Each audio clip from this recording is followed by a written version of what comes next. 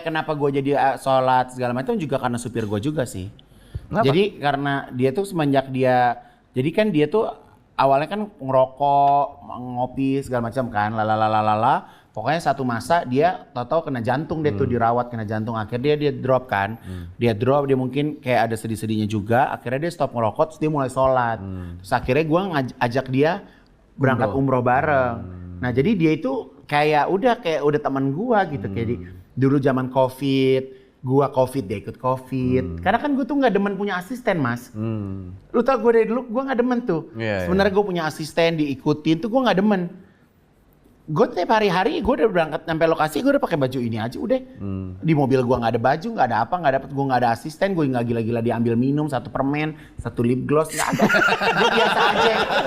Gue nggak demen, gue diikutin. Emang siapa? Satu diambil. Gue nggak tahu.